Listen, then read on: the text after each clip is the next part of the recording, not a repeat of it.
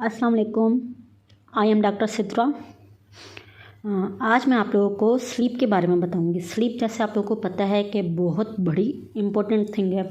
अगर हमें स्लीप ना आए मीन्स हमें इंसोमिया हो जाए और हमें स्लीप ना आए तो ये बहुत बंदा फ्रस्ट्रेट हो जाता है, बहुत तंग टाइप हो जाता है। तो स्लीप अल्लाह नींद हमारे लिए एक नेमत है, सही है, वो मैं आप लोगों को बताने लगी हूँ। Sleep is a defined of a state of unconsciousness from which the person can be aroused by sensory or other stimuli. Sleep क्या होता है? नोट्स लिखे हुए हैं, आप लिख सकते हैं, लेकिन मैं आप लोगों को इनकी मायना बताना चाहती हूँ, इन्हें एक्सप्लेन करना चाहती हूँ, कॉन्सेप्ट देना चाहती हूँ। तो स्लीप क्या होती है? एक स्टेट है अनकॉन्शियसनेस। मीन्स स्लीप ऐसे है कि हम सोए हुए हैं, सही है। अब स्लीप से बंदा कैसे उठता है, सही है। अब ये जो मेडिकल में है बच्चे वो बता सकते हैं कि कैसे उठते हैं, लेकिन औरों के लिए वो समझ रहे होंगे भी सिंपल उठना है, लेकिन इसमें भी खुदा की नेमत है कि स्लीप में बंदा उठता कैसे। उसे कोई भी सेंसरी स्टिमुलस मिलता है, सही है, या कोई भी दूसरा स्टिमुलाई मिलता है जिसकी वजह से वो उठ जाता है। वो दूसरा स्टिमुलाई भी एक किस्म का सेंसरी स्टिमुलाई है। जैसे कि आप सोए हुए हैं, सही है, सुबह सूरज की किरणें आपके ऊपर गिरी, आपकी आँख खुल जाएगी, सही है। अगर लाइट चली गई आपकी आँख खुल जाएगी, सही है। मीन्स स्टिमुलस जा रहा है ना हमारे ब्रेन के पास कि भाई अभी आपको वो कंफर्ट जोन नहीं मिल रहा, आप उठ जाइए। तो ऐसा ही होता है स्लीप में। तो स्लीप क्या है? Is a state of unconsciousness. अच्छा, अब स्लीप और कोमा जो है, कोमा मीन्स एक डिजीज़ है, इसमें क्या फ़र्क है? स्लीप में भी बंदा अनकॉन्शियसनेस में और कोमा में भी बंदा अनकॉन्शियसनेस में। लेकिन स्लीप में क्या है? सेंसरी स्टिमुलाई उसे उठा सकता है, लेकिन कोमा में आप सेंसरी दें, कौन सा भी स्टिमुलाई दें, कोमा में बंदा नहीं उठेगा, सही है। अब फंक्शन क्या है? स्लीप के फ़ायदे क्या हैं? स्लीप के जो फ़ायदे हैं ना वो ये हैं कि कंजर्वेशन ऑफ एनर्जी करता है, एनर्जी को कंजर्व करता है कि अगर हम दोबारा उठें तो हम में एनर्जी हो, सही है। बॉडी की ग्रोथ करवाता है, सही है। रेगुलेशन ऑफ इम्यून सिस्टम करवाता है, इम्यून सिस्टम के लिए भी बहुत फ़ायदेमंद है। रिपेयर एंड रिस्टोरेशन करवाता है। लर्निंग एंड मेमोरी करवाता है, सही। कंसोलिडेशन का क्या होता है? शॉर्ट टर्म मेमोरी को हम लॉन्ग टर्म मेमोरी में जब चेंज करते हैं तो उसे हम कहते हैं कंसोलिडेशन। वो भी हमारी क्या करवाती है? स्लीप करवाती है, सही है। उसके बाद है हमारे पास ब्रेन में जो वेव्स होती हैं, जैसे हमारे पास होती है ECG, इलेक्ट्रोकार्डियोग्राफ, सही, ग्राम, वो जो मशीन होती है, ऐसी जो ब्रेन में वेव्स होते हैं उन्हें हम कहते हैं इलेक्ट्रोइंसेफ्लोग्राम, सही है।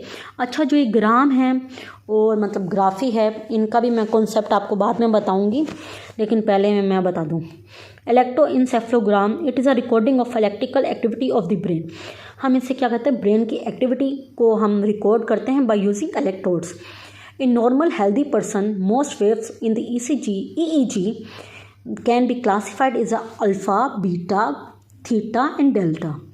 अब मैं आप लोगों को बताती हूँ कि अल्फ़ा कब आता है। अब देखें, अल्फ़ा जो होता है ना, अब अल्फ़ा जो वेव होता है वो होता है उसकी पहले तो हम ये बताएंगे कि रिदमिक वेव होती है, सही है, that occur at a frequency of 8 to 13 cycle. 8 to 13 cycle अगर आप लोग याद कर रहे हैं तो वेल एंड गुड, अगर आप लोग याद नहीं करें फिर भी सही है। ये OSP वगैरह में नहीं पूछते, लेकिन ये पूछते हैं कि मोस्ट मार्कर इन किस जगह होता है? प्राइटल और ओसिपिटल लोब में। अब हमें पता है जो हमारे ब्रेन है उसकी कितनी लोब है? फ्रंटल आगे की तरफ, प्राइटल, सही है, ओसिपिटल, टेम्पोरल, इतनी लोब है ना, तो यही बता रहे हैं, सही है। अभी क्या कह रहे हैं? प्राइटल और ओसिपिटल लोब्स में होते हैं। कह रहा है ये बंदे में कब फाइंड होता है? जब बंदा है ना क्वाइट रेस्टिंग स्टेट में हो, जैसे कि हम आंख बंद करके लेट जाते हैं, सही है, लेकिन हमारा माइंड जो है वेंडरिंग कर रहा होता है, घूम रहा होता है, वो कुछ सोच रहा होता है, लेकिन हमारी आइज़ जो है वो क्लोज होती है। उस जगह हमारी अल्फ़ा वेव जो है वो प्रीडोमिनेंट होती है, मीन्स अल्फ़ा वेव होती है। लेकिन अगर हमें सोचते सोचते नींद आ गई तो हमारी अल्फ़ा वेव चली जाएंगी और अल्फ़ा वेव की जगह पे हमारी आ जाएंगी डेल्टा वेव। डीप स्लीप में अल्फ़ा वेव जो है वो डिसअपीयर और कौन सी वेव आ जाती है? Delta wave. अच्छा, ऐसा स्टेज जिसमें हम कुछ सोच रहे हैं, सही है, हम ऐसे ही लेटे हैं, सही, कुछ सोच रहे हैं, ऐसे ही लेटे हैं, फिर हमें ना एक स्टिमुलस मिला, हम उसके बारे में ही सोच रहे हैं। पहले हम जनरल सोच रहे हैं, फिर हमारे पास एक स्टिमुलस मिला कि हम सिर्फ उसके बारे में सोच रहे हैं, तो उसमें जो हमारी अल्फ़ा वेव है वो चेंज किस में हो जाएगी, बीटा वेव में, और डीप स्लीप में डेल्टा वेव में। ये बहुत एमसीक्यूज पॉइंट ऑफ व्यू से है कि कौन सी किस टाइम में होती है, और ये एफसीपीएस में भी एमसीक्यूज आते हैं कि डीप स्लीप में हमारी कौन सी वेव आती है, और मतलब जब हम मतलब मेंटल एक्साइटमेंट होती है तो हमारी कौन सी वेव आती है, बीटा वेव। सही है। अब beta wave appear during mental excitement. अच्छा, जो थीटा वेव है वो फ्रिक्वेंसी है बिटवीन 4 to 7। सही है। ये theta wave occur normally in child, मतलब फिजियो इसकी क्या है कि चाइल्ड में होता है, लेकिन आल्सो ड्यूरिंग इमोशनल स्ट्रेस, मतलब अगर इमोशनल स्ट्रेस है बंदे में, मीन्स एडल्ट में, तो उसमें भी होता है, और ये काफ़ी डिसऑर्डर्स में भी होता है। अब डेल्टा वेव क्या है, frequency less than 3.5 second, occur in deep sleep stage 4, वो मैं आप लोगों को बताऊंगी रैम और नॉन रैम। सही। अब क्या है, if delta and theta wave come when a person, अगर कह रहा है डेल्टा, हमने क्या कहा, जब बच्चा क्या हो, ये बच्चे में होती है थीटा। सही। और डेल्टा हमने क्या कहा, डीप स्लीप में होती है। लेकिन अगर उस बंदे में आए, वो जाग भी रहा हो, लेकिन उसमें अल्फ़ा और डेल्टा वेव और थीटा और डेल्टा वेव आए, तो इसका मतलब क्या है कि बच्चों के वो ब्रेन का उससे डिसफंक्शन है, मतलब ये साइन है कि उस बंदे को ब्रेन में कोई फंक्शन प्रॉपर नहीं हो रहा। सही है। अब 2 टाइप ऑफ स्लीप है, मतलब हमारी स्लीप जो है वो 2 टाइप की। अब ये भी क्वेश्चन आता है कि बच्चों में जो स्लीप होती है वो कौन सी होती है, तो वो रैंडम आई मूवमेंट होती है। रैंडम आई मूवमेंट के क्या मीन्स, आई है ना, रैंडम मूव कर रही है, आई की मूवमेंट हो रही है, उससे हम कहते हैं रैंडम आई मूवमेंट। इसलिए बच्चे मतलब थोड़े से शोर में जाग जाते हैं, तो उसे कहते हैं रैंडम आई मूवमेंट। अब स्लो वेव स्लीप या नॉन रैंडम आई मूवमेंट, इसमें क्या होता है, brain wave are strong, brain की वेव स्ट्रॉन्ग है लेकिन फ्रीक्वेंसी लो है।